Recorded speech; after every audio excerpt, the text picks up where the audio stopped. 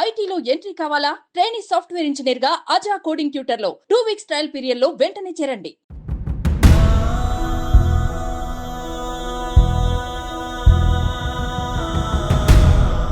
అతనైతే ఇప్పుడు చాలా మంచిగా ఉన్నాడు. అప్పుడైతే కత్తులు కటార్లు కూడా పెట్టుకుని ఉన్నాడు. ఆ రోజు మీకు అందరికీ గుర్తుండే ఉంటుంది. దగ్గరికి వెళ్తే కత్తి తీస్తున్నాడు.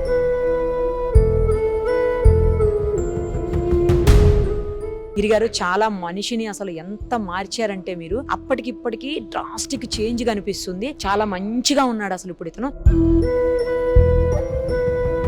కానీ ఇక్కడికి వచ్చిన తర్వాత అతన్ని చూస్తే కాళ్ళన్నీ కూడా చచ్చుబడిపోయినాయి మేడం. అసలు ఏ మాత్రం కూడా ఆయన చలనం లేకుండా కాళ్ళల్లో.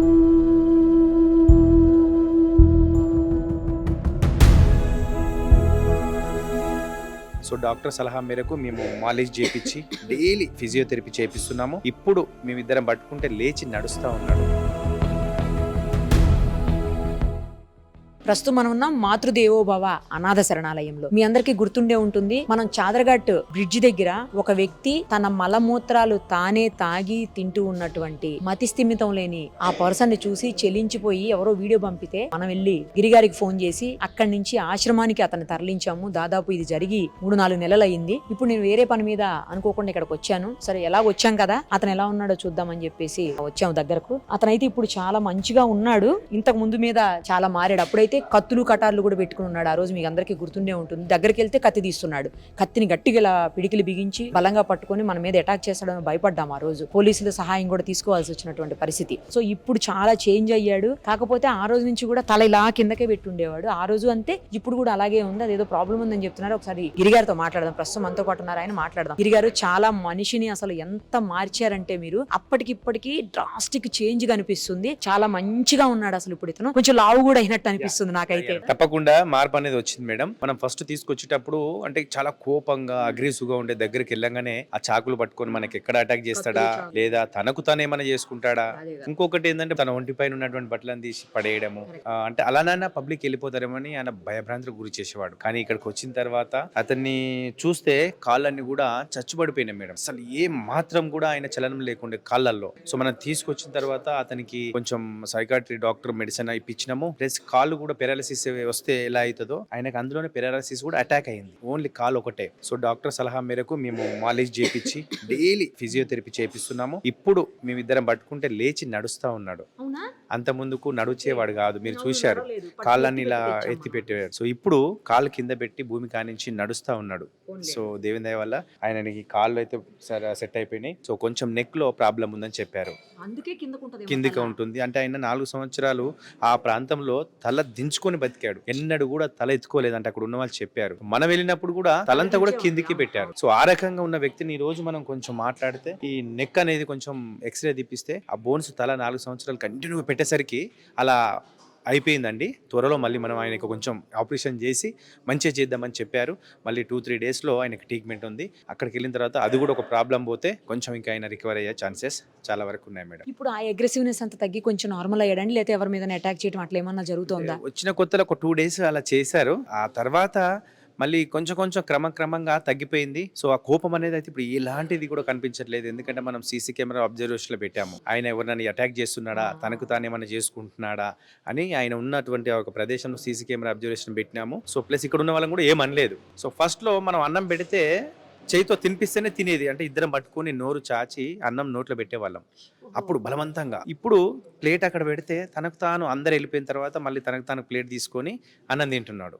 సో అంత మార్పు అనేది ఉండకూడదు ఆయన దగ్గర. మనం 4 నెలల నుంచి గమనించిందంటే చాలా అంటే సిగ్గుపడుతున్నాడు వ్యక్తి. ఎందుకో మరి తనకు తాను సిగ్గుపడుతున్నాడా, నామూష అవుతుందా ఆయనకి ఏందో తెలియదు. బాత్రూమ్ కూడా ఇప్పటికీ కొంచెం అట్లనే బట్టలలో వెళ్తుంటే డైలీ 3-4 టైమ్స్ స్నానం చేపిస్తున్నాం.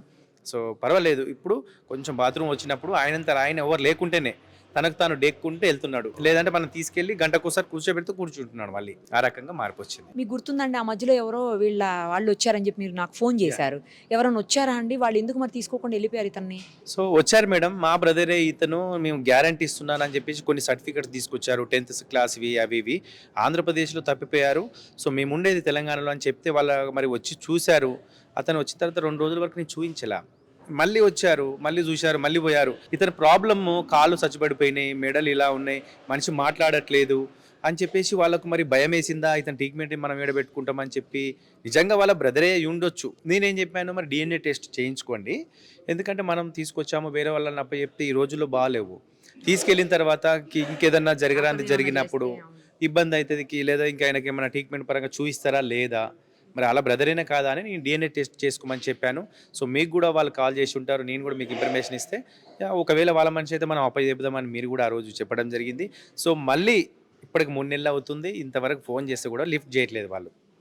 సో నిజంగా వాళ్ళ మనిషేనా కాదా అది నాకు డౌట్ ఉంది. DNA టెస్ట్ చేసుకోమని చెప్పేసరికి వాళ్ళు డ్రాప్ అయిపోయారు, లేదా మరి నా ఆరోగ్య పరిస్థితి ఇలా ఉంది మనం తీసుకెళ్ళి ఏం చేస్తామని డ్రాప్ అయ్యిరా, అది కూడా నాకు అర్థం కాని పరిస్థితిలో ఉన్నాను మేడం. ఇప్పుడు సర్టిఫికేట్స్ అన్ని చూసారు కదా, ఏం పేరు ఉందండి తన పేరు?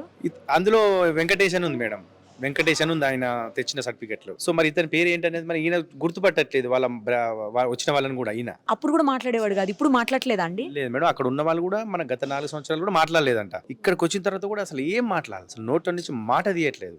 కొంచెం మనది ఊరు, ఈ మండలం, ఈ జిల్లా అంటే నేను అక్కడ లోకల్కి వెళ్ళి ఆ వీడియో తీసుకెళ్ళి చూపించే వాళ్ళం, లేదా మీ ద్వారా నేను చిన్న ప్రయత్నం చేసేది, కానీ అస్సలు రెస్పాన్స్ లేదు. ఆ రకంగా ఉన్నాడు.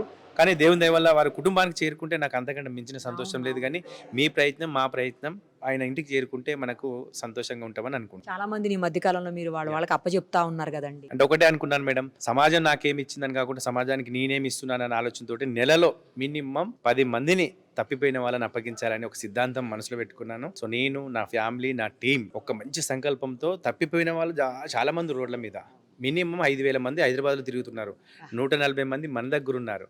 సో వీళ్ళకి ట్రీట్మెంట్ జరుగుతుంది, తీసుకురావడం ప్లస్ వాళ్ళకి ట్రీట్మెంట్ అందించడం, నెలలో మినిమం 10 మందిని అప్పగించాలని ఎన్ని కష్టాలు రాని, ఎన్ని ఇబ్బందులు రాని ఒకటే సంకల్పం పెట్టుకున్నాను. 10 మందిని వాళ్ళ ఇంటికి అప్పచెప్పాలా, ఆ తర్వాత ఏదైనా ఉంటే చూద్దామని ఆలోచనతో ఉన్నాను మేడం. మీ అందరి సపోర్ట్ ఉంటే ఖచ్చితంగా మనం మిస్సింగ్ కేసెస్ అన్ని ట్రేస్ అవుట్ చేయాలని ఒక ఆలోచన madam. All the very best అండి. Thank you so much. Suman టీవీలో మీ పర్సనల్ అండ్ బిజినెస్ ప్రమోషన్స్ కోసం కింది నెంబర్కి కాంటాక్ట్ చేయండి.